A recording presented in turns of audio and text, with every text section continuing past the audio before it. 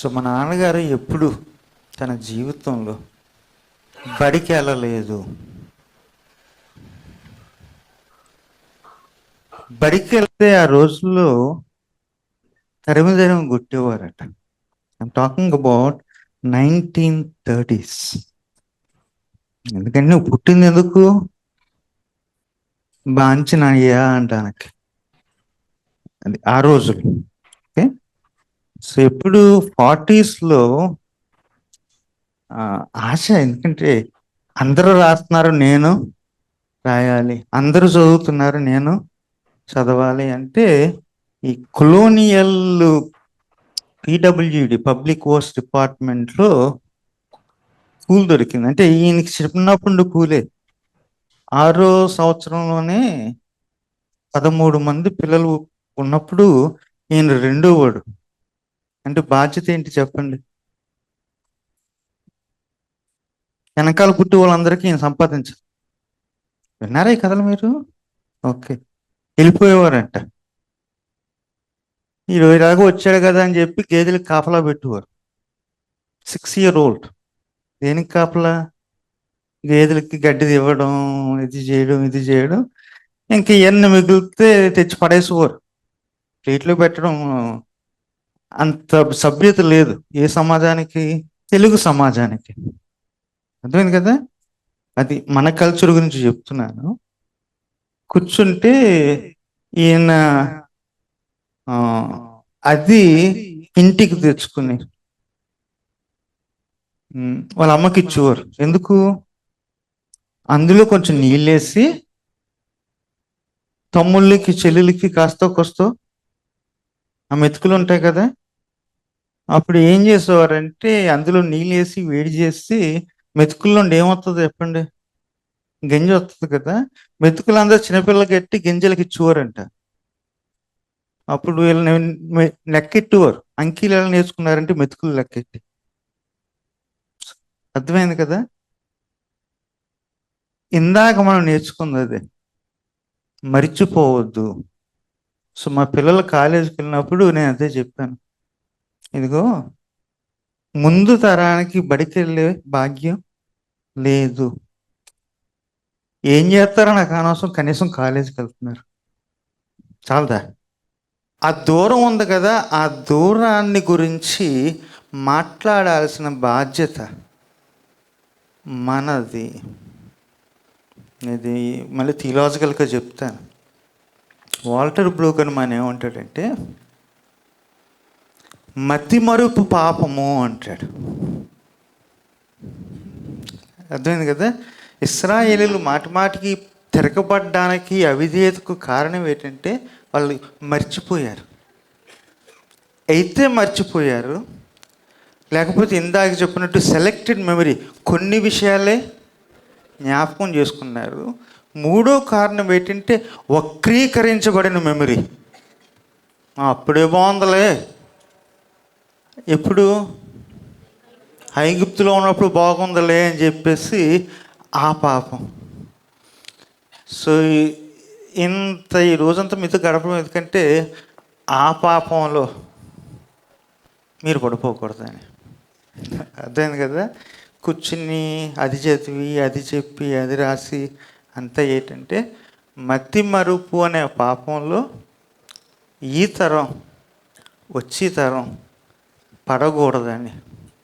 So నా ప్రసంగం అయిపోయిందండి.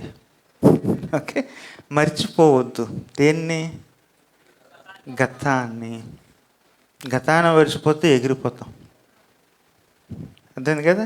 గతాన్ని మర్చిపోతే అవిధేయులము అయిపోతాం. మా నాన్నగారు అప్పుడప్పుడు ఎవరు భూమి మీద ఉండరా అనేవారు. ఎందుకు? ఉండేవాడిని కాదు. ఓకే, మనం ఒక స్థితి నుండి వచ్చాం, దానిని మరిచిపోవద్దు. సో అదేనండి కథలుగా చెప్తున్నాను. 16వ శతాబ్దం 17వ శతాబ్దం పొద్దుటి చెప్పాను. 18, 19 ప్రారంభించాను. ట్రాన్స్లేషన్స్ గురించి చెప్పినప్పుడు ఇందాక ప్రొఫెసర్ సుధీర్ జంగం గారు రాయి సుందర్రావు గారి యొక్క ఆ పుస్తకాన్ని జ్ఞాపకం చేశారు. ఇది హార్డ్ వర్క్ అండి. ఆయన విస్కాన్సిన్ మాడిసన్ యూనివర్సిటీలో పిహెచ్డి చేస్తూ బ్రేక్ తీసుకుని ఈ వీలైనంత మంది కీర్తనకారుల ఇంటికి వెళ్ళి వాళ్ళ చరిత్ర తెలుసుకున్నాడు. వాళ్ళు గతిస్తే వాళ్ళ పిల్లల్ని కలిసి కూర్చుని, ఇదిగో మీ నాన్నగారి గురించి చెప్పు. ఫస్ట్ రాసినప్పుడు నాన్నగారుల గురించి రాశారు. మరలా దాన్ని రివైజ్ చేసినప్పుడు అమ్మగారుల గురించి కూడా అడిగారు ప్రశ్న. అంటే తరాలు వేరు కదా. సో రెండోసారి రాసినప్పుడు కనీసం 4-5 స్త్రీ రచయిత్రుల గురించి రాశారు. అది మనకున్న ఆంధ్ర క్రైస్తవ కీర్తనలో ప్రిడామినెంట్గా పురుషులు రాసిన కీర్తనలు ఉన్నాయి. అది ముందు రాసిన పుస్తకంలో మళ్ళీ రివైజ్ చేసినప్పుడు స్త్రీల గురించి గుల్బానమ్మ గారు, ఇలాంటి యొక్క కొంతమంది 5 చంద్రమ్మ గారు, కొమ్ము, శ్రీ యేసుండు జన్మించే రేయిలో, ఓకే, ఈ యొక్క స్త్రీల యొక్క పాటల వాళ్ళని పరిచయం చేస్తూ మరలా రాసినప్పుడు రాశారు. ఎందుకంటే హిస్టరీ అనేది ఒకసారి రాస్తే అయిపోయేది కాదు, మరలా తిరిగి రావాలి, రాయాలి. ఇది ఆనవాళ్ళు అన్నారు కదా, మర్చిపోకండి. వీలైనన్ని ఆనవాళ్ళు వదిలిపెట్టి వెళ్ళిపోండి. ఎందుకు? భావితరాలకి ఆ బాధ్యత మనకి ఇవ్వబడింది. సో ట్రాన్స్లేషన్లో ఎక్కువ ట్రాన్స్లేషన్ ఎందులో జరిగిందంటే తెలుగు క్రైస్తవుల్లో పాటల్లో జరిగింది కదా. ఇప్పుడు నేను పెద్ద ప్రసంగం చేసేసాను అనుకోండి, మీ అందరికీ జ్ఞాపకం ఉండదు. నాకు రాయడం రాదు, రాస్తే ప్రమాదం. ఒక పాట నేర్పించాను అనుకోండి, మీకు ఏమైపోతుంది? గుర్తుండిపోతుంది. ఎందుకంటే దానికి ఏముంది?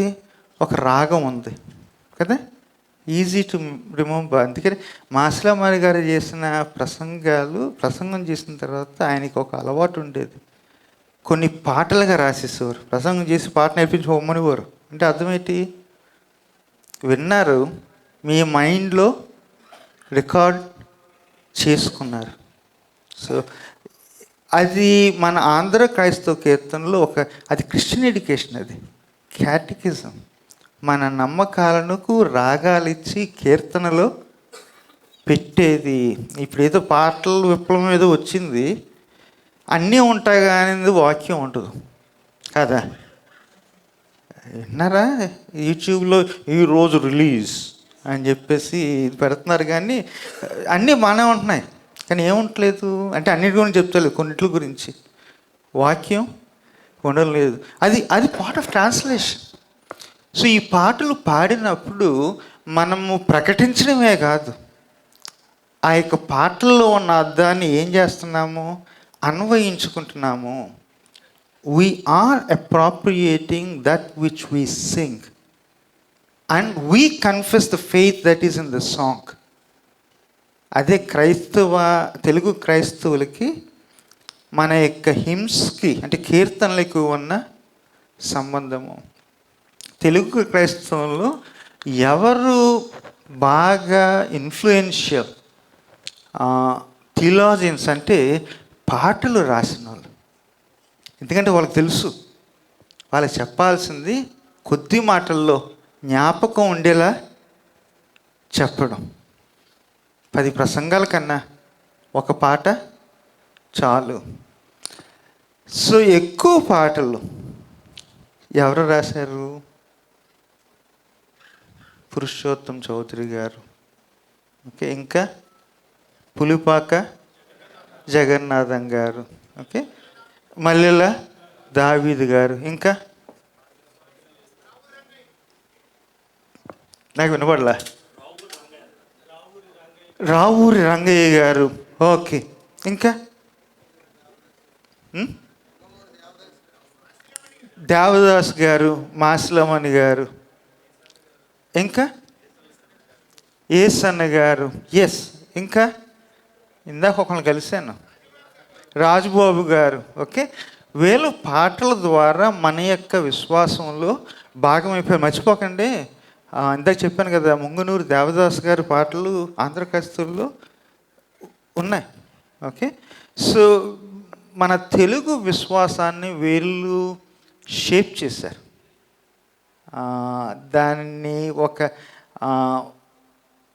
ప్రభావితం చేశారు. ఒకటి గమనించాలి ఏంటంటే, రేషియో వైజ్ తెలుగు క్రైస్తవుల యొక్క అనుభవాలకి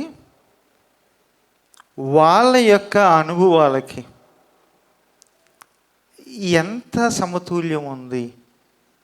లేకపోతే ఒక మాటలో చెప్పాలంటే, వాళ్ళ అనుభవాలు తెలుగు క్రైస్తవుల అనుభవాలు అయినాయి, కానీ అది తెలుగు క్రైస్తవుల అనుభవాలు వాళ్ళ అనుభవాలా కాదా? అది రాయి సుందర్రావు గారి కన్నా అంటే ప్రశ్నించడం తక్కువ అయింది.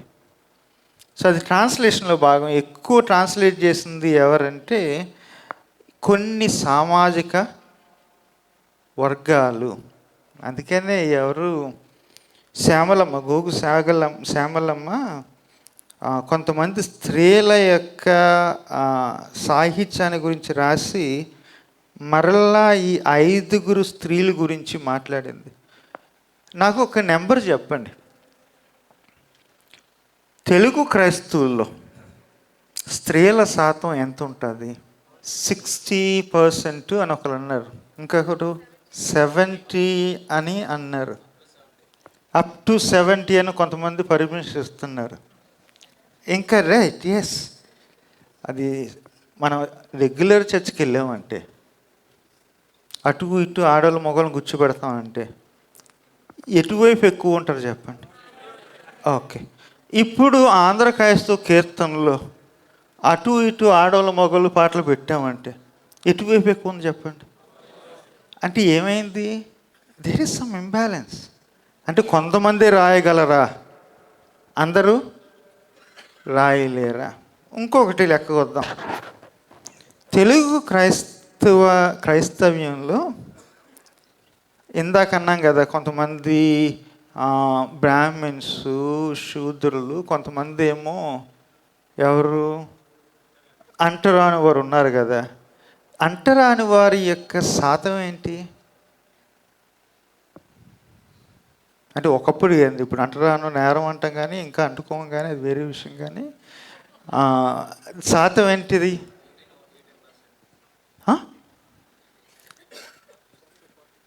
తెలుగు క్రైస్తవ్యంలో దళితుల యొక్క శాతం 70-80 మధ్యలోని, రైట్? అర్థమైంది కదా. ఇప్పుడు ఆంధ్ర క్రైస్తవ కీర్తనలో, ఇప్పుడు వీఆర్ టాకింగ్ ఆఫ్ ట్రాన్స్లేషన్, వాళ్ళు రాసిన పాటలు ఎన్ని ఉంటాయి? ఎన్ని ఇంక్లూడ్ అయ్యాయి?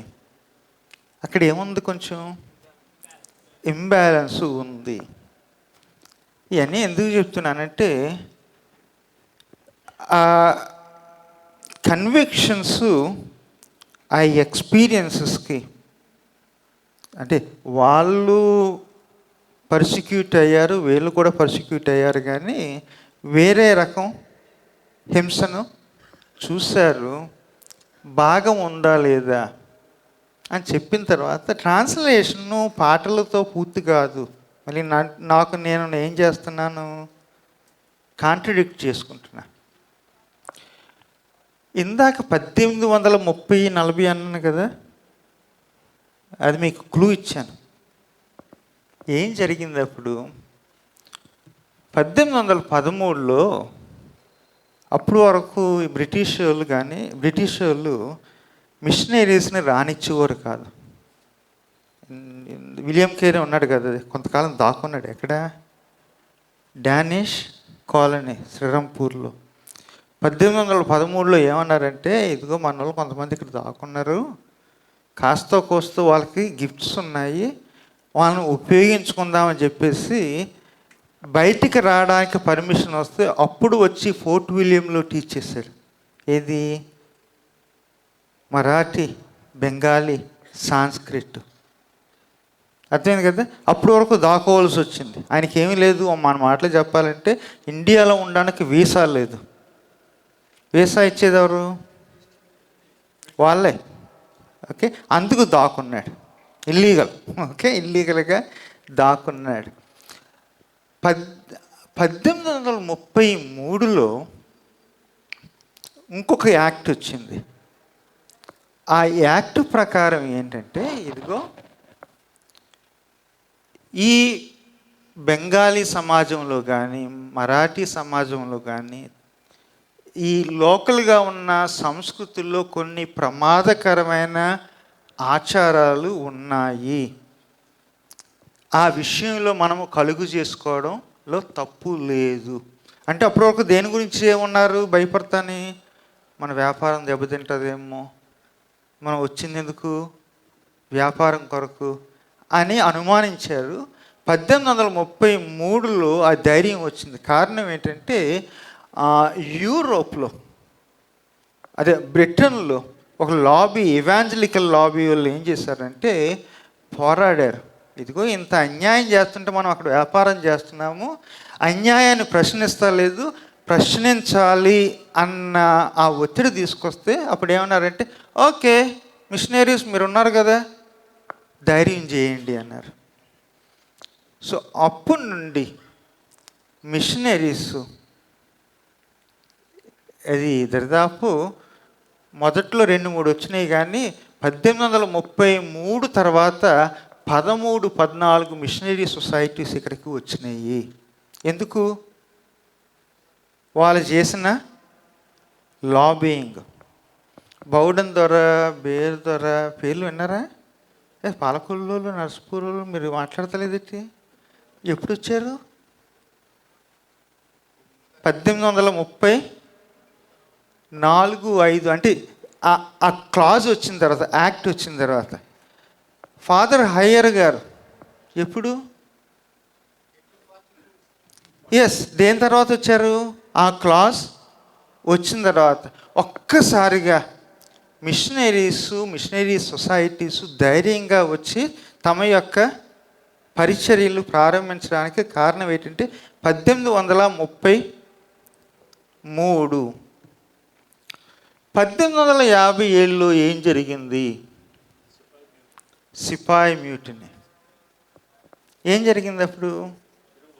తిరుగుబాటు చేశారు. ఎవరు? సిపాయిలు. ఓకే, అంటే కంటోన్మెంట్స్, సైట్స్ ఆఫ్ కాన్ఫ్లిక్ట్ అయినాయి. అంటే అప్పుడు పుకారు ఏంటంటే, ఇదిగో మాకు ఇట్టి లడ్డూలు కాదులేండి, అది కొత్తగా వచ్చింది కానీ అది కొత్తది కాదు. ఓకే, ఏదో ఫ్యాట్ కలిసింది, కొవ్వు కలిసింది అని చెప్పి దాన్ని ఒక ఉద్యమం చేసేసారు. ఇప్పుడు మీకు అర్థమవుతుంది కదా, మీరు వింటున్నది చూస్తున్నది ఒకప్పుడు జరిగిన డ్రామాయే. ఇప్పుడు ఇలా కొత్తగా వచ్చి మేము ఏదో చేసేస్తున్నాం అంటున్నారు. ఎక్కడ ఏ కొవ్వు లేదు. ఆ కొవ్వు పేరు ఎందుకు చెబుతారంటే, పోరాడడానికి తిండి పేరు చెబితే పని జరుగుతుంది. ఇదిగో మీ నోట్లోకి వెళ్ళింది నీకు ఏదో తెలుసా అంటే అందరికీ ఎవరికేమవుతుంది? కోపం వచ్చి వాంతి వేసుకోవాలనిపిస్తుంది కదా. మనుషులను రెచ్చగొట్టాలంటే అదే పద్ధతి. ఇప్పుడు సిపాయి మ్యూటినీ అని అర్థం అవుతుందా మీకు? అప్పుడు మ్యూటినీ అయిపోయిన తర్వాత ఈస్ట్ ఇండియా కంపెనీ రాణిగారికి హ్యాండ్ ఓవర్ చేసింది. అబ్బాయి అంటే రాణిగారు ఉంటారు, మీరు చేసింది ఏమి లేదు, ఇలాంటి తిరుగుబాట్లు జరుగుతున్నాయి, అదేదో నాకు అప్పచెప్పండి అడ్మినిస్ట్రేషన్ అంటే. అప్పుడు రాణిగారు ఏమన్నారంటే, ఇదిగో మతాల విషయంలో నేను ఏ రీతిగాను చూసి అంటే కలగజేసుకోను, చూసి చూడనట్టు ఉంటాను అని అన్నారు. దాన్ని పాలసీ ఆఫ్ రిలీజియస్ న్యూట్రాలిటీ అంటారు. చూసి చూడడం అంటే ఏంటి చెప్పండి? పట్టించుకోను, జరిగేది జరగనిస్తాను, అంతే కదా, ఆప్ చేయను. అప్పటి నుండి కొన్ని మార్పులు వచ్చినాయి. దానికి ముందే పాలకొల్లు కోల అచ్చమ్మ గారి గురించి రాశాను. ఆమె కొంతమంది మాదిగలను తీసుకొచ్చి తన సంఘాన్ని స్థాపించింది. ఆమె అన్నాను వింటున్నారు కదా, ఒక నాయకురాలు. సో హిస్టరీ రాసినప్పుడు కొంచెం ఏముండాలి, ఇది ఉండాలి కదా. సో 40లో 57 తర్వాత కొన్ని పేర్లు కనబడతాయి. పాగోలు వెంకయ్య గారు, ఏ ఊరు? రాఘవాపురం పనిచేస్తుంది. ఓకే, రాఘవాపురం ఆయన పేరు, కృష్ణా జిల్లా. నాంచారి అదే సమయంలో ఎక్కడ? రాయలసీమ, రుద్రపురం. ఓకే, బేసికల్గా ఇద్దరికి ఒక ట్యాగ్ ఉంది. ట్యాగ్ ఏంటంటే వీళ్ళు దొంగలు. ఆ రోజుల్లో పగలంతా ఎవరు దొంగతనం చేసుకుని ఎవరు లేబరు దోచుకున్నా తప్పు లేదు. పంట వచ్చిన తర్వాత తీసుకెళ్ళిపోయి కూలోడు తిన్నాడా లేదా అని అడిగినా అడగకపోయినా తప్పు లేదు. లోన దాచుకుంటే వీళ్ళు వెళ్ళి దాన్ని అడిగితే వీళ్ళని ఏమనేవారు? దొంగలు అనేవారు. అంటే దొంగ అనేదానికి డెఫినేషన్ మీకు అర్థమైంది కదా. ఈ రకాల ఓకే. నాంచారి దొరికిపోయాడు ఎక్కడ? జైల్లో. ఈయన కూడా మాటిమాటికి ఫ్రీక్వెంట్ ఫ్లయర్. ఎవరు? పాగోలు వెంకయ్య గారు. సో వీళ్ళకి నాంచారి గారికి ఏమో ఈ మిషనరీస్కి ఒక అలవాటు ఉండేది. ఎలాగ జైల్లో ఉన్నారు కదా, వెళ్ళి వీళ్ళకు కూడా సువార్త చెబుదామని చెప్పేసి వీళ్ళు వెళ్ళడం. వీళ్ళకు కూడా ఎవరో పలకించి వాళ్ళు ఉండేవారు కాదు. అంతేకాదు, వచ్చినోడు తెల్లాయన. వీళ్ళకేనే ప్రిజన్ అథారిటీస్కి జడ్జెస్కి ఏదో రిలేషన్షిప్ ఉంటుంది. అది వాళ్ళు కూడా ఇవాంజలికలే. ఏదో పని జరుగుతుందనే ఆశ, అందుకని వాళ్ళు రానిచ్చేవారు. ఇలాంటి కథలు చాలా ఉన్నాయి. ప్రిజన్లోనికి రానిచ్చిన ఖైదీలు.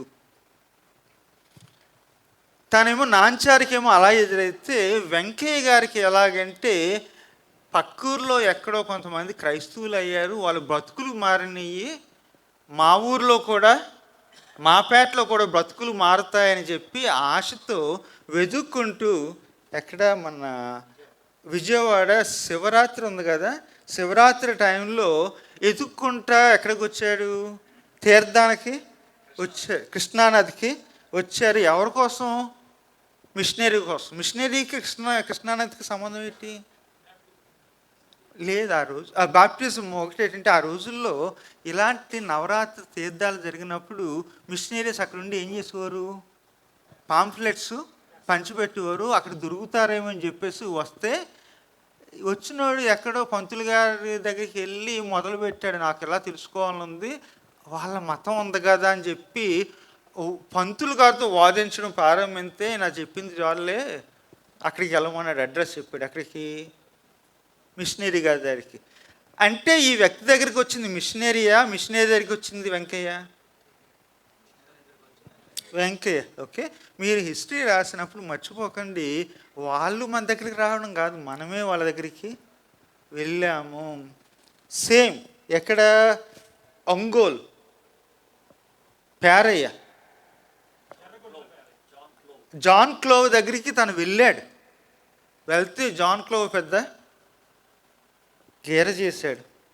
ఇది మళ్ళీ మీకు నేను మతం ఎత్తే మిగిలిన వాళ్ళు రాకపోవచ్చు అని చెప్పి. జాన్ క్లోవ్ యొక్క జర్నల్స్ చదివినప్పుడు తన యొక్క ఆటోబయోగ్రఫీ అనకూడదు, ఎందుకంటే ఆయన చెప్తుంటే వాళ్ళ ఆవిడ రాసింది. పేరయ్య గారు మాదిగా ఉద్యమం ఎవరి మధ్యన? తాలేరు మారయ్య ఎక్కడ? అది వెస్ట్ గోదావరి, గున్ననపూడి. ఓకే, మాల ఉద్యమం ఎవరి మధ్యన? ఏమైంది? పొద్దున చెప్పిన పేర్లు ఉన్నాయి కదా, అవి ఏదో కొద్దిగా వచ్చి, కానీ వీళ్ళు పెద్ద పెద్ద గుంపులుగా వచ్చేసారు.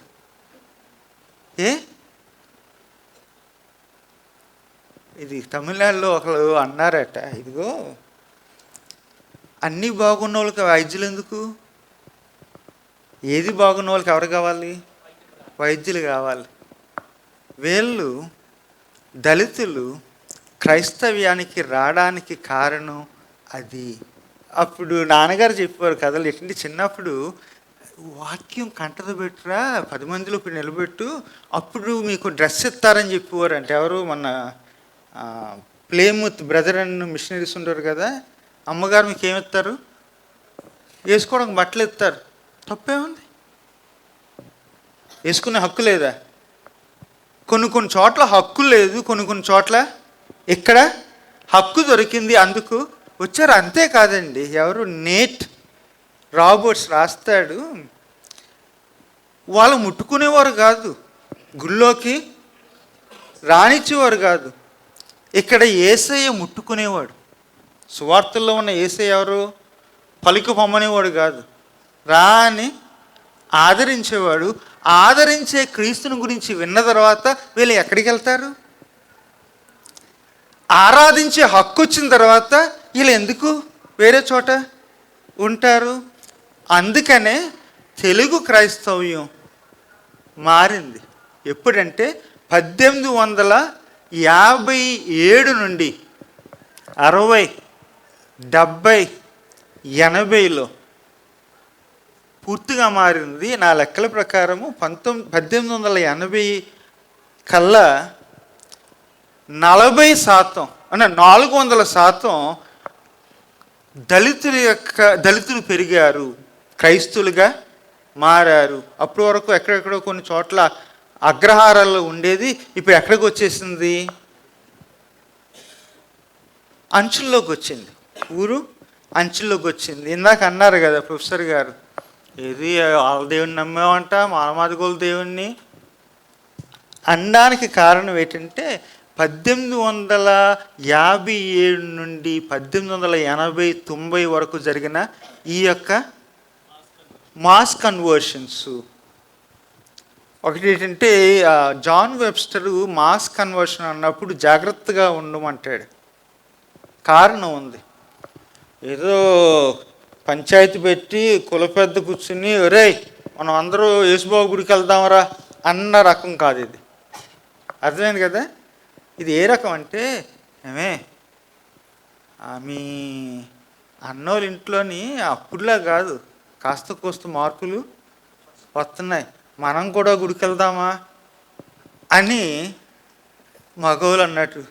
ఏమండి, ఇదిగో మీ చెల్లి ఉంది కదా, వాళ్ళు యేసుబాబు దగ్గరికి వెళ్ళి బాప్తిసం తీసుకున్నారు, కాస్త కోస్త ఆత్మగౌరవం పెరిగింది, అలవాట్లు మారినయ్యి, మనం కూడా వెళ్దామా అని కుటుంబాలు నిర్ణయాలు తీసుకుని పేటలుగా క్రీస్తు దగ్గరికి వచ్చాయి. ఇప్పుడు అర్థమవుతుంది కదా మాస్ కన్వర్షన్స్ అనేటంటే?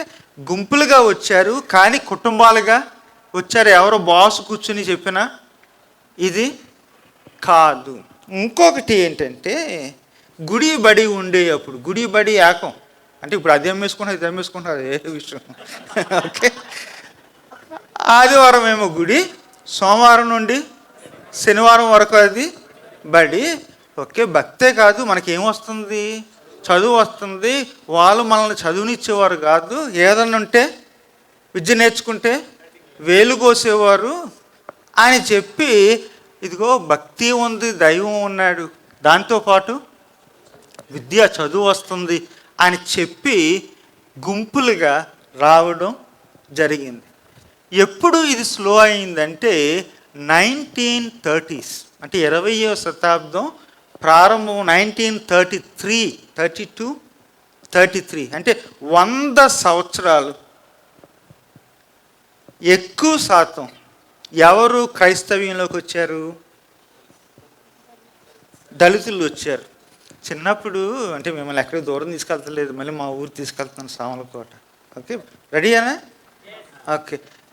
అప్పుడప్పుడు ప్రార్థన పెట్టినప్పుడు కొంతమందికి పూనేది, ఏది అది వేరే ఆత్మ. ఓకే, పూనే వచ్చి మానవాదిగోలు మన ఈదికి వచ్చారే అని ఊరు అని మళ్ళీ మగోళ్ళని ఇది ఆడవాళ్ళు అయిపోయారు మీరు అనేవారు. అంటే అర్థం ఏంటి? ఇది ఎవరు మతం? వాళ్ళ లెక్కల్లో ఆడంగోలు మతం, తర్వాత దళితుల మతం. కారణం ఏంటి? నిజం, ఇది ఆ స్త్రీల మతం ఇది కదా. 1932, 33లో ఏం జరిగింది అంటే, ఒక ఆయన కొంచెం తంత్రం అది వచ్చింది. ఎక్కడ? పూణేలో ఒక జైల్లో ఉండి కొన్ని రాయడం ప్రారంభించి ఏమన్నాడంటే, ఇదిగో రొట్టెని అడిగితే రాయి ఇవ్వరు కదా, చేపను అడిగితే పాముని ఇవ్వరు కదా, మాకు హాస్పిటల్స్ పెట్టండి, స్కూల్స్ ఇవ్వండి, కానీ క్రీస్తుని ఇవ్వద్దు అని చెప్పి అన్నాడు. ఆయన పేరు గాంధీ. అర్థమైంది కదా. ఆయన ఒక పుస్తకం రాసి ఏమన్నాడంటే, మిషనరీస్ మత మార్పులు చేయొద్దు అని వార్నింగ్ ఇచ్చాడు. అంటే ఇప్పుడు 2025లో మీరు వింటున్న ఈ రెటరిక్ ఉంది కదా, అది కొత్తదేం కాదు. ఎప్పుడుది? దరిదాపు 90 సంవత్సరాల క్రితం ఒక పుస్తకం వచ్చింది. అంటే ఎవరి గురించి చెప్తలేదు, ఆ ట్రెండ్ గురించి చెప్తున్నా. అప్పటి నుండి పేటల్లోకి రావడం, పేటలను శుభ్రం చేయడం, మరీ మేము మిమ్మల్ని దూరంగా ఉంచాం అని చెప్పి పేటలో ఒక కోవులు పెట్టడం. ఓకే, కోవులు పెట్టి ఇదిగో మీరు కూడా ఇక్కడ పూజ చేసుకోవచ్చు అని అన్నారు. అప్పుడు ఏమైందంటే, దళితుల నుండి క్రైస్తవ్యానికి వచ్చే వాళ్ళ యొక్క వేగం తగ్గింది. ఎందుకు? ఇప్పుడు దేవాలయాలు, కోవెళ్ళు తెరవబడ్డాయి. సో ఎవరన్నా సరే పేటల్లో రాంకోళ్ళ హిస్టరీ చదివితే అది ఎప్పుడు ప్రారంభమైంది? అప్పుడు. మరలా ఇంకొకటి ఉండేది, స్కూల్స్ పెట్టారు.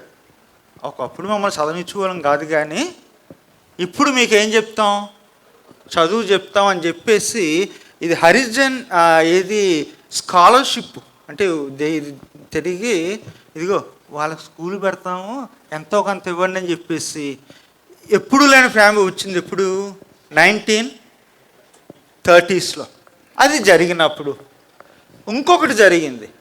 ఏంటంటే, తెలంగాణలోను ఆంధ్రాలోను దళితేతరులు, శూద్రులు ఉన్నారు కదా, వీళ్ళ బతుకులు బాగానే ఉంటున్నాయి, మనం ఎందుకు మతం మారకూడదని ఇటువైపు వచ్చారు, క్రైస్తవ్యం వైపు వచ్చారు. ఎవరు? తెలంగాణలో ఆ ఉద్యమం గురించి విటికర్ రాశాడు, అప్పుడే రాశాడు.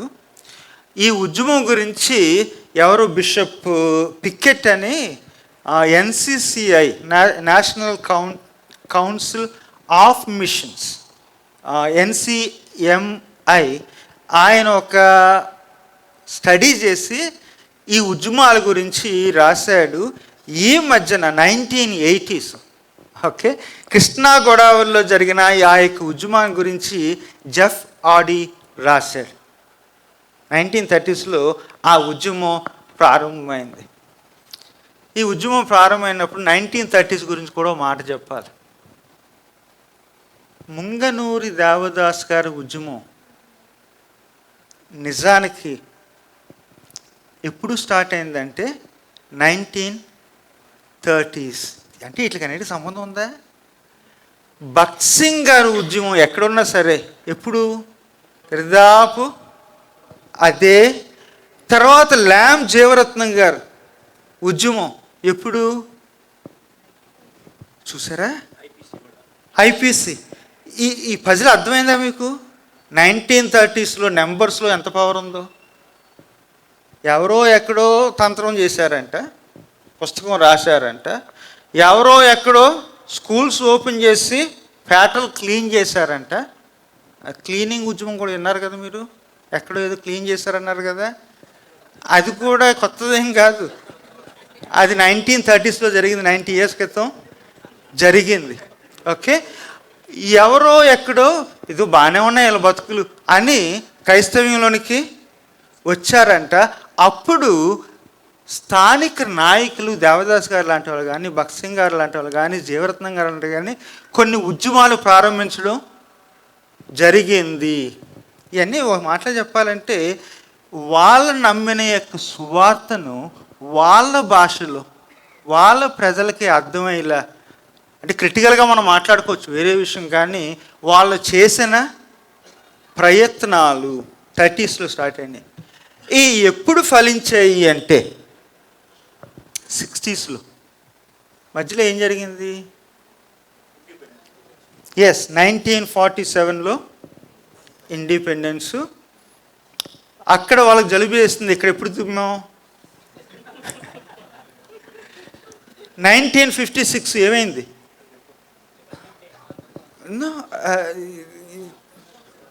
ఆంధ్ర ఫార్మేషన్ డే అని ఏదంటారు కదా, అది ఎప్పుడు? అవతరించింది ఎవరు?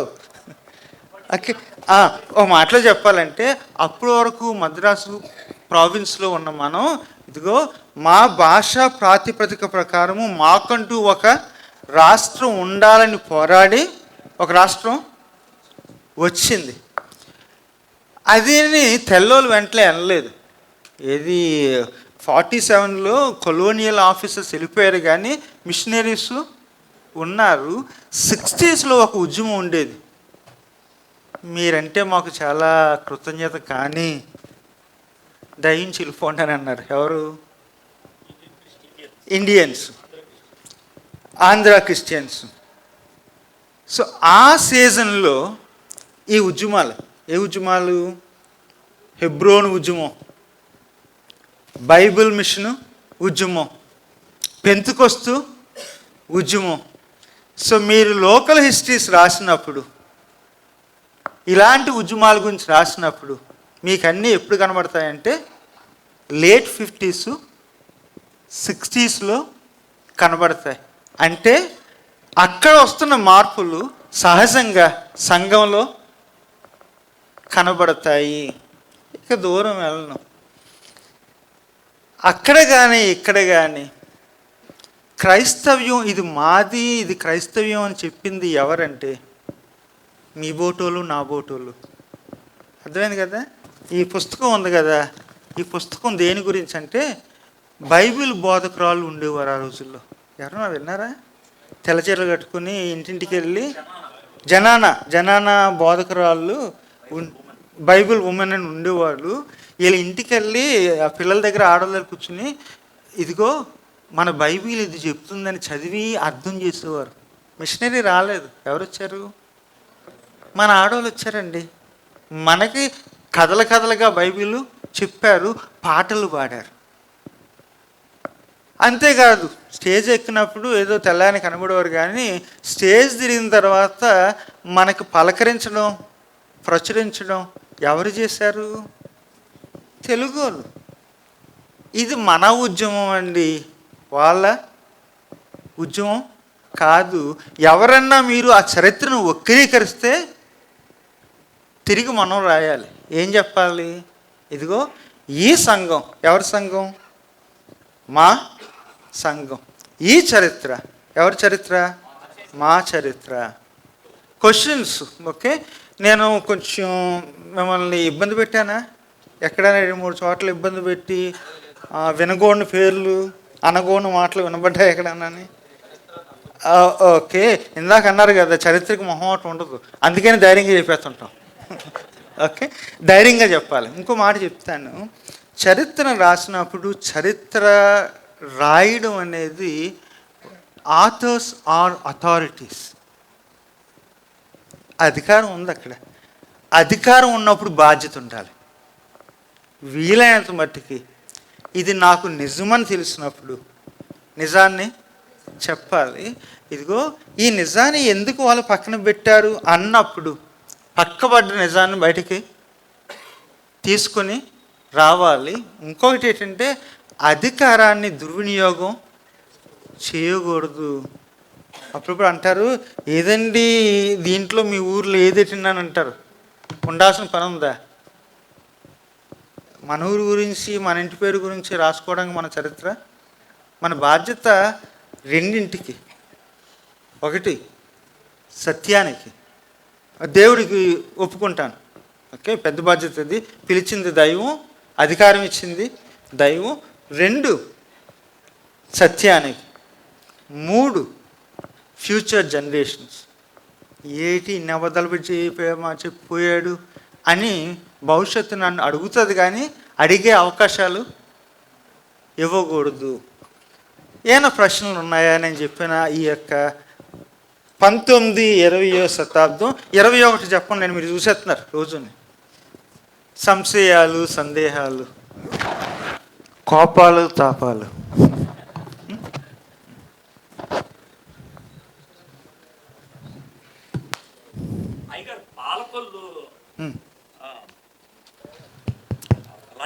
అచ్చమ్మ గారు, అవును, అది పక్కనే ఉన్నాం కదా, మాట్లాడుకోవాలి. అది ఏం జరిగిందంటే అది ఐ థింక్ లేట్ 1840s కొంతమంది పడుతున్న అవమానాన్ని భరించలేక, అంటే అంటారు వాళ్ళతో వీళ్ళు ఉండమేటి అని చెప్పి అంటారు, కానీ ఒక కొలోనియల్ ఆఫీసర్తో తనకి సంబంధం కలిగిందండి. క్రైస్తవ్యం గురించి వింది.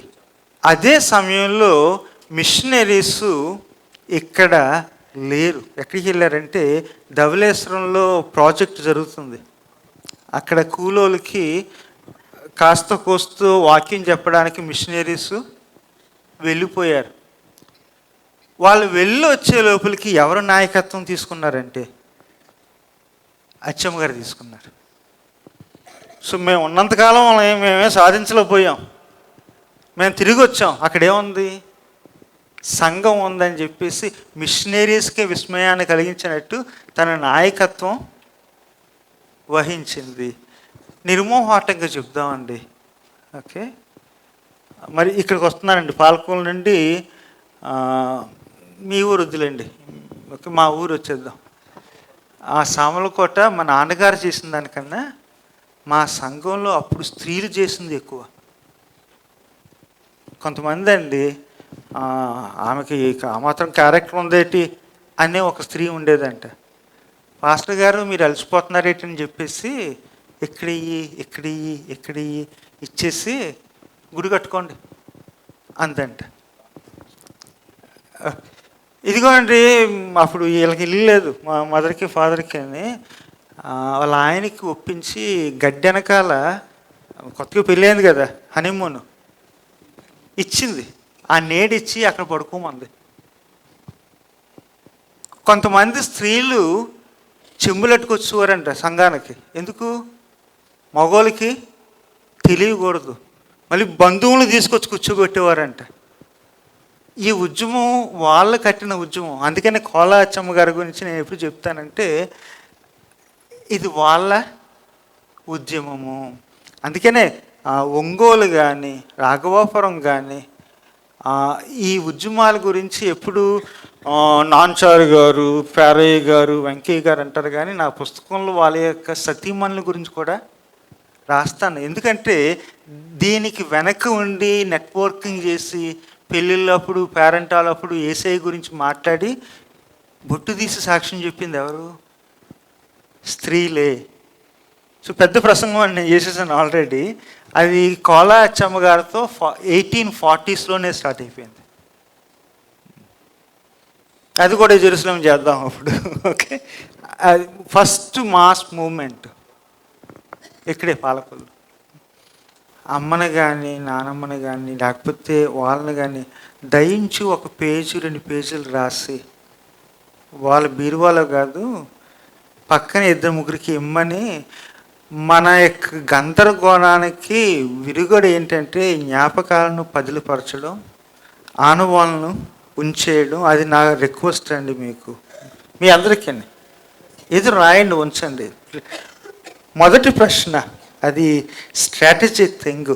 ఇది క్రైస్తవుల మధ్యన అది తెలుగువారి మధ్యన క్రైస్తవ్యం అని రాయలేదు నేను. అర్థమైంది కదా? తెలుగు వాళ్ళ మధ్యన క్రైస్తవ్యం అని రాయలేదు, తెలుగు వాళ్ళ యొక్క క్రైస్తవ్యం రాశాను. అది పంపిస్తాను రేపు ఎప్పుడో, మీరు విందులు పెడతారు. కానీ ఇది దాంట్లో ఒక ఫుట్ నోట్స్లో పెట్టానండి. 19వ శతాబ్దంలో 15, 16 ప్రొటెస్టెంట్ మిషనరీ సొసైటీస్ వచ్చాయి. ఏ సంవత్సరం వచ్చాయి? 6, 7 రోమన్ క్యాథలిక్ మిషనరీ సొసైటీస్ వచ్చాయి. ఫ్రెండ్స్ అన్నారు, ఎంత ధైర్యం నీకు, మిషనరీ సొసైటీలను ఎక్కడ పెట్టావు? ఫుట్ నోట్స్లో పెట్టావు. ఎందుకు పెట్టానంటే అప్పుడు వరకు మనకున్న హిస్టరీస్ అన్ని దేని గురించి రాశారండి? పుసమల బెంజమిన్ గారు చివరిన 15 చాప్టర్లు పెట్టి మిషనరీ సొసైటీస్ హిస్టరీస్ చాలామంది రాశారు. కాబట్టి నేనేం చేశాను, ఇటు వచ్చాను. తెలుగు క్రైస్తవులకు కూడా చరిత్ర ఉందని చెప్పడానికి ఇది రాశాను. అర్థమైంది కదా. కొన్నిసార్లు కొన్ని చాయిసెస్ మనం చేయాలి, తీసుకోవాలి. అదే చేశానండి. ఆ అయ్యగారి రిక్వెస్ట్ లాగా నా రిక్వెస్ట్ ఏంటంటే, మీకు తెలిసినంత మట్టికి చరిత్ర మీరు రాసి, నేను రాస్తున్నాను కదా అలాగే రాసి వచ్చే జనరేషన్కి రాయండి, ఎవరొకరికి ఇవ్వండి. ఓకే, థ్యాంక్ యూ అండి, థ్యాంక్ యూ. ఇంకా నేను ఏలూరు నుంచి వచ్చానండి. నాకు హిస్టరీ అంటే చాలా ఇష్టం అనమాట. హిస్టరీ గురించి ఎక్కడైనా వెళ్ళిపోతాను అనమాట. హిస్టరీ అంటే అది ఎంత పని విడిచిపెట్టి. నా చిన్న సందేహం ఏంటంటే సార్, తోమా గారు 2000 సంవత్సరాల కిందట మనకి చెన్నై, కేరళ, మలబార్ ప్రాంతంలో వచ్చి సువార్త చేశారు అని మన హిస్టరీలో ఉందని నేను చాలాసార్లు విన్నాను. ఇప్పుడు ఈవేళ మీరు చెప్పింది ఏంటంటే ఒక 16th సెంచరీ నుంచి తర్వాత మనం దళితుల క్రైస్తవులుగా మారారు 18 దగ్గర నుంచి ఇలా ఉన్నాము. ఈ మధ్యలో 2000 నుంచి 1600 మధ్యలో ఆంధ్రప్రదేశ్లో తోమా గారి ప్రభావం ఎవరి మీదైనా ఉందా? ఆయన సువార్త చేస్తే మారిన వాళ్ళు ఎవరైనా ఉన్నారా అని నా సందేహం సార్. థ్యాంక్స్ అండి.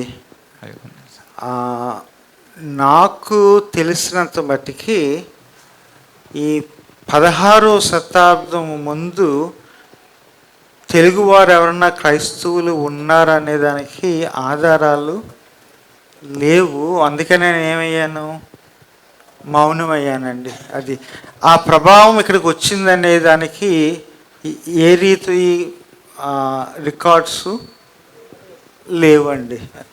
ఆఖరికి 17వ శతాబ్దంలో మొదటి ప్రొటెస్టెంట్ మచిలీపట్నంలో ఉన్నారని ఎఫ్ గ్లాడ్స్టన్ గారు రాశారు. దాని గురించి కూడా నేను మాట్లాడను. ఎందుకు? దానికి ఎవిడెన్సెస్ లేవు. కానీ అంటే కొన్ని రాయాలి అంటే అది కమిట్మెంట్. దానికి ఏముండాలండి?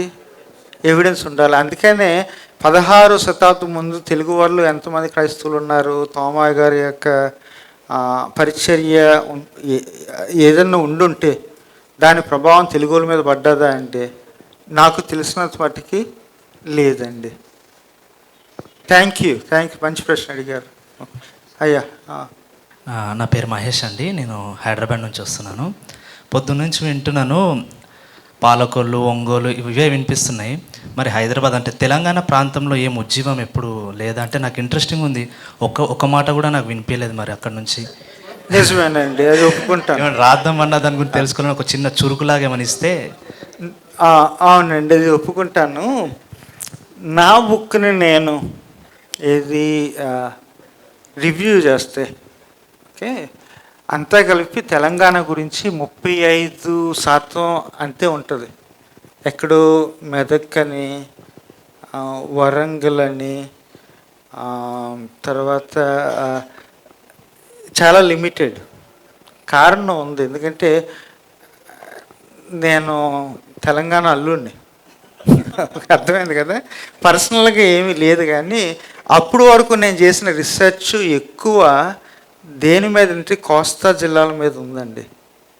సో అందుకనే బ్యాలెన్సెస్ ఉంటాయి, కానీ మెన్షన్లో కొంచెం లిమిటెడ్. అది ఇంకొకటి కూడా ఉంది. నా క్యాథలిక్ సోదరులు కూడా అంటారు, ఏది నీ చరిత్రలో మేబీ 40-45% క్యాథలిక్స్ గురించి ఉంటుంది, మిగిలినంతా ప్రొటెస్టెంట్స్ గురించి ఉంది అని అంటారు. అది ఇంకొక పరిమితి. దేంట్లోని నేను రాసిన దాంట్లో 3వ పరిమితి ఏంటంటే, రాసింది ప్రైమరీ సోర్సెస్ తెలుగులోను ఇంగ్లీష్లోనూ ఉంటే నేను వాటి గురించి రాశాను. ఫ్రెంచు, పోర్చుగీసు నాకు రాదు. అర్థమైంది కదా? అది కూడా మూడో పరిమితి. మీరు అడిగిన ప్రశ్న వ్యాలిడ్. ఇంకొక ప్రాజెక్ట్ ఇచ్చారులేండి, ఓకే, దాంట్లో ఎక్కువ వస్తుంది.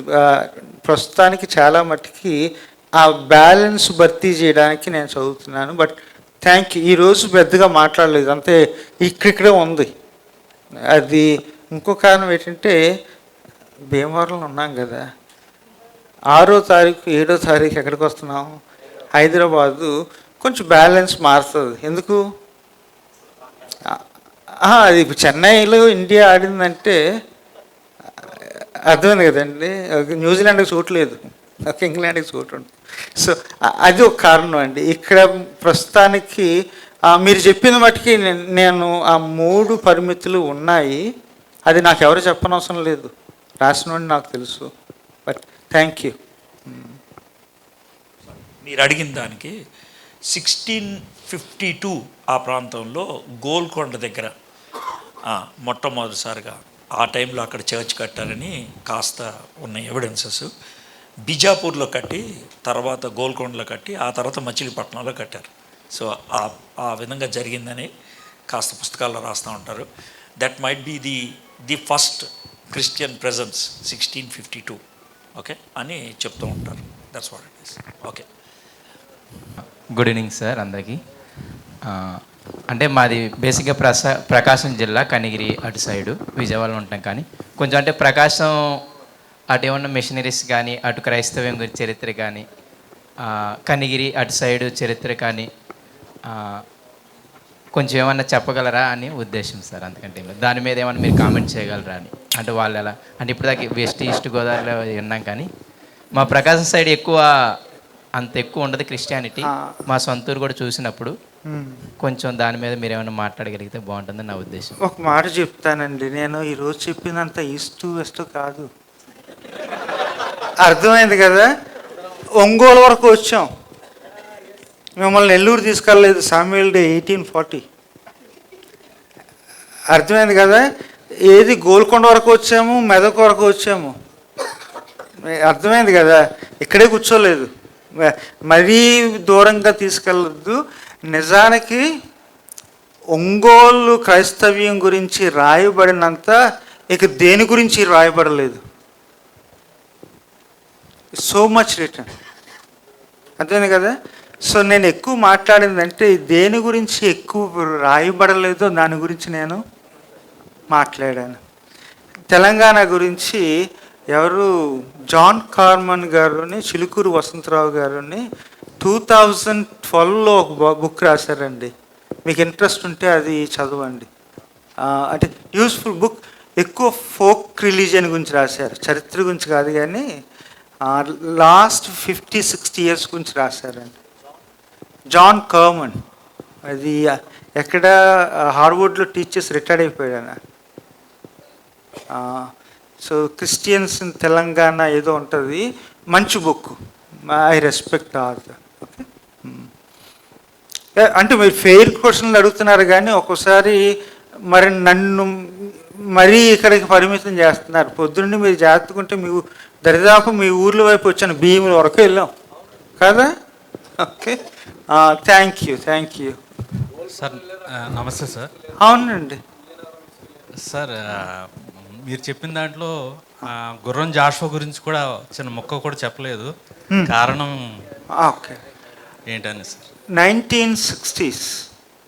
ఓకే, ఇప్పుడు ఒక ప్రాజెక్టు మొదలెట్టాను కానీ ఆగింది. ఎవరు?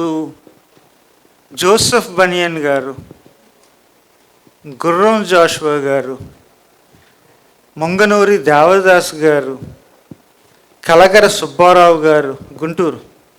ఓకే, చలం గారు. సో ఒకరోజు నన్ను సెమినార్ పెట్టి 5 సెషన్స్ పెట్టి 1962, 1963, 1964 లెక్చర్స్ ఇవ్వమంటే ఒక సెషన్ ఎవరి గురించి చెప్తానండి? గుర్రం జాషువా గారి గురించి చెప్తా. Powerful voice. 3-3.5 గంటల్లో I had to make some choices. ఇదే చెప్తాను, ఇదే చెప్పగలనని కొన్ని నిర్ణయాలు తీసుకోవాల్సి వచ్చింది.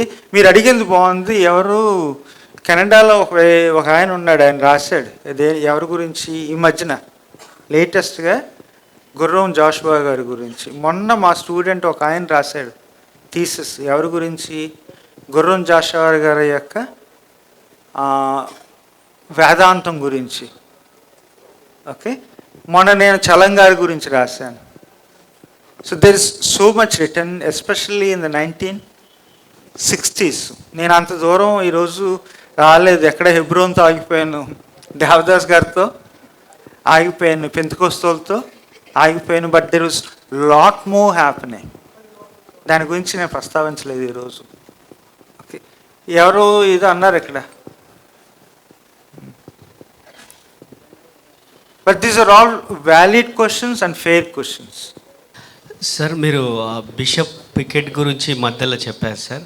యాక్చువల్లీ 1890 నుంచి 1991 వరకు అతను బాంబే మెథడిస్ట్ బిషప్గా పనిచేసి, ఆ టైంలో ఆ బిషప్కి మన అంబేద్కర్ గారు బాప్టిజానికి పోయినట్టుగా చెప్తా ఉంటారు. మరి చరిత్రలో ఇది వాస్తవమా? మరి ఎలా దీన్ని నమ్మచ్చా నమ్మకూడదా? మరి ఇద్దరికి కరస్పాండెన్స్ జరిగిందా లేదా అంటే జరిగిందండి.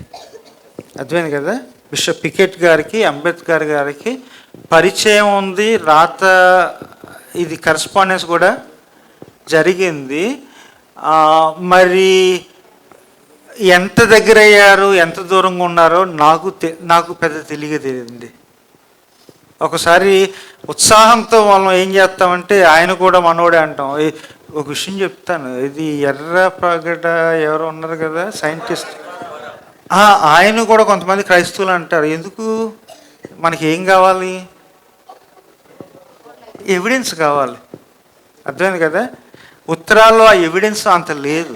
కాబట్టి ఏం చేద్దామంటే ప్రాక్టీసింగ్ క్రిస్టియన్ కూడా అని అంటారు సార్. మరి ఆ బిషప్ టైంలోనే ఈ కాన్వర్జేషన్ జరిగింది. కొలంబియాలో చేసినప్పుడు కూడా తను ఇలా ప్రాక్టీసింగ్ క్రిస్టియన్ ఫ్రెండ్స్ ఉండే అని మాట్లాడతారు. మనం హిస్టారికల్గా ఏమన్నా ఎవిడెన్స్ చూపించి మనం బయట మాట్లాడొచ్చా వీళ్ళతో? ప్రాక్టీసింగ్ క్రిస్టియన్ ఫ్రెండ్స్ ఉన్నంత మాత్రాన ప్రాక్టీసింగ్ క్రిస్టియన్ కారండి. ఇది 1950s ఆయన డెలిబరేట్గా నేను వేరే మతానికి చెందాను అని చెప్పి మత స్వీకారం చేశారు. సో మనకి ఏది కౌంట్ అవుతుందంటే ఆయన తీసుకున్న ఆ యొక్క రిచువల్, ఈ పుకార్లు కాదు, ఉత్తరాలు కాదు, పబ్లిక్గా ఆయన చేసిన డిక్లరేషన్, దాంతోనే మాట్లాడే అవకాశం ఉంటుంది. కానీ we should go with what he wanted then what they wrote to each other. Friends ఏంటి, ఒకసారి లైఫ్లో కొన్ని పెద్ద నిర్ణయాలు తీసుకున్నప్పుడు ఊరికనే తీసుకుని ఉండరు, ఎందుకు తీసుకున్నారని అడగడం, అది బెటర్ అండి. బైబుల్ బాగా చదివాడు, రూతు గ్రంథం మీద ఒక కామెంటరీ కూడా రాశాడని కూడా అంటారు సార్. అది వాస్తవమా? అది కూడా రాసినట్టు నాకు తెలియదండి. బైబిల్ చదువు ఉంటారు, నో డౌట్. Okay sir. కానీ రూతు గ్రంథం మీద రాసినట్టు నేను నాకు ఎదురవ్వలేదు. వింటున్నానండి, నేరేటివ్ వింటున్నాను, కానీ కొంచెం ఉత్సాహం ఎందుకు చూపించలేదంటే దానికి ఏమీ లేవండి, ఆధారాలు లేవు. ఓకే, బట్ థ్యాంక్ యూ అండి, థ్యాంక్ యూ. అప్పట్లో చదువు అంటే భారతదేశంలో అప్పుడు చదువుకున్న వాళ్ళందరూ కూడా కంపల్సరీ బైబిల్ చదివారు సార్. మీరు సర్వేపల్లి రాధాకృష్ణ గారు రాసినటువంటి బుక్స్ ఏమన్నా చూస్తే, ఒక బుక్ గురించి మీకు చెప్తాను సార్. ఆయన సర్వేపల్లి రాధాకృష్ణ గారు రాసినటువంటి ఒక బుక్ 250 పేజీల పుస్తకంలో 142 బైబిల్ రిఫరెన్స్లు ఉన్నాయి. బైబిల్ రిఫరెన్స్లు వాళ్ళు బైబిల్ని రెఫర్ చేసినంత మాత్రాన వాళ్ళు క్రిస్టియన్స్ అయిపోలేదు, లేకపోతే జీసస్ క్రైస్ట్ని అంటే వాళ్ళు యాక్సెప్ట్ చేయలేదు. దే లైక్డ్ హిమ్ చాలా మటుకు. అదేలేండి. ఇప్పుడు గాంధీ, మోహన్ దాస్ గాంధీ గారు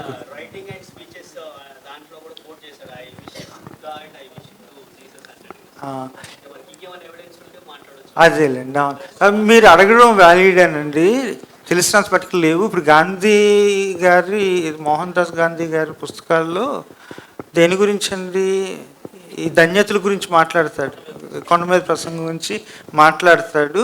స్నేహితుడు స్టాన్లీ జోన్స్, సిఎఫ్ ఆంటూస్, వీళ్ళందరూ ఎవరండి? Practising Christians.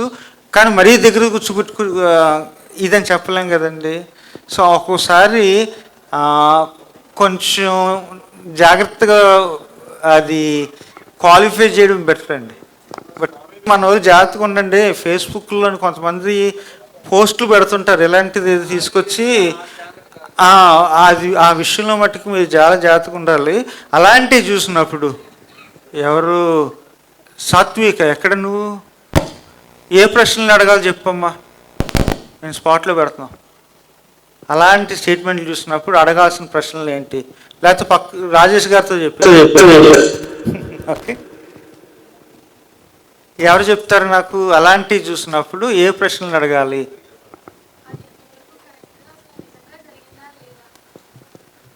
ఎంతవరకు కరెక్ట్, నిజంగా జరిగిందా లేదా అని ప్రశ్నించడానికి ఇంకేం ప్రశ్నలు అడగాలి? వ్యాలిడ్, నేను చెప్పింది రైటే, ఇంకొక అవకాశం ఇంకొకరికి ఇద్దాం అయితేనే, అది కరెక్టా కాదా అని అడగాలి. అది తెలుసుకోవడానికి అడగాల్సిన ప్రశ్నలు ఏంటి? ఎవిడెన్స్ అని చెప్పారు. ఇక్కడికి వద్దాం, ఎవరు? కృపానంద్ గారు, మిమ్మల్ని స్పాట్లో పెడతాం. ఇప్పుడు ఈ 7-8 ప్రశ్నలు ఉన్నాయి కదా, జ్ఞాపకం ఉన్నాయి మీకు?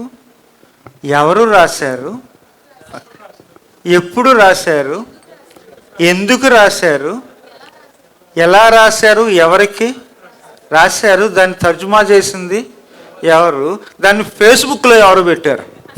ఓకే, గుడ్ గుడ్, ఇవన్నీ అడగాలి ప్రశ్నలో. Good good, thank you. బాగానే జ్ఞాపకం మీ అందరికీ. Yes, okay.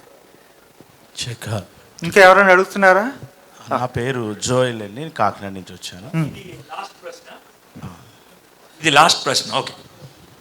రోమన్ క్యాథోలిక్ చరిత్ర చెప్పుకుంటూ వస్తూ అక్కడి నుంచి మార్టిన్ లూథర్ గారి దగ్గర నుంచి ఉద్యమం జరిగింది. అక్కడి నుంచి వేరొక చరిత్ర వచ్చిందని చెప్పుకుంటూ వచ్చారు. అక్కడి నుంచి మరలా చాలా శాఖలు ఏర్పడ్డాయి. లూథరన్స్, అలాగే పెంటెకోస్టల్, అలాగే బాప్టిస్టు, ఇలా చాలా శాఖలు, చర్చ్ ఆఫ్ గాడ్, ఇవన్నీ. అంటే ఆ చరిత్రను అంటే ఎక్కడి నుంచి ప్రారంభమైంది, అంటే ఏ పర్టికులర్ ఇయర్లో అది వచ్చింది ఆ శాఖలు అలా అవ్వడానికి అనేది చిన్న డౌటు. రెండో డౌట్ ఏంటంటే దళితులు యొక్క ఏరియాల్లోనికి కోవెలులు ఏర్పాటు చేశారు క్రైస్తవ్యాన్ని కొంతవరకు తగ్గించడానికి అని చెప్పారు. కోవెలు ఏర్పాటు చేశారు. పర్టికులర్గా ఆ కోవెలు ఏర్పాటు చేయడానికి ఎవరైనా ఒక పర్సన్ ఉన్నారా? ఆయన పేరు ఏమైనా మెన్షన్ చేస్తే కొంచెం ఏమైనా హిస్టరికల్గా నేర్చుకోవడానికి, లేదా దాన్ని డిఫెండ్ చేయడానికి క్రైస్తవ్యంలో నుంచి ఎవరైనా పర్టికులర్ వ్యక్తి అప్పుడు ఉద్యమం చేశారా అనే డౌట్ సార్. 2 ప్రశ్నలు సార్. అది చిన్న డౌట్లు అన్నారు మీరు, నిజమేనా? సార్ అది పెద్ద డౌట్లే అండి జోయిల్ గారు. సార్, ఒకటి ఏంటంటే, మొదటిది క్రైస్తవ్యం యొక్క పోకడ ఎప్పుడు ఏ శాఖలు పుట్టాయి అని చెప్పుకుంటూ పోతే ఎన్ని శాఖలు ఉన్నాయండి? వేల శాఖలు ఉన్నాయి. అది ఒకటి. ఇంకొకటి ఏంటంటే, సంస్కరణలు అనేవి మార్టిన్ లూథర్తో స్టార్ట్ అయినాయి అని నేను అన్నాను. ఎందుకంటే ముందు ప్రయత్నాలు జరిగాయి. గ్రౌండ్ వర్క్ నన్ను అడిగితే మొదటి శతాబ్దంలో జరుగుతూ ఉందనుకుంటాను. ప్రతి శతాబ్దంలోనూ ప్రశ్నించిన వాళ్ళు ఉన్నారు. కొన్ని శతాబ్దాల్లో కొంతమంది ప్రశ్నలు సంస్కరణలుగా మారినవి. అడిగే ప్రశ్నలను బట్టి, అక్కడున్న హిస్టారికల్ కాంటెక్స్ట్ని బట్టి అది ఒక పెద్ద సంస్కరణ అయింది. కానీ అన్ని గురించి చెప్పడానికి ఇట్స్ లాట్ మోర్ అండి. 2 ఏంటంటే, క్రైస్తవ్యంలోనికి కొన్ని సామాజిక వర్గాలు రాకుండా చేయడానికి ఏదో కోవిళ్ళు కట్టారని అడగలేదు.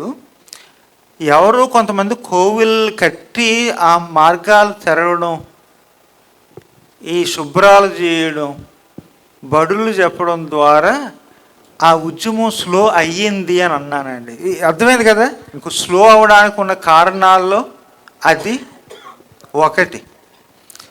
దానిని వ్యతిరేకించిన క్రైస్తవులు ఎవరన్నా ఉన్నారంటే ఉండే ఉంటారు, కానీ నాకు తెలియదండి.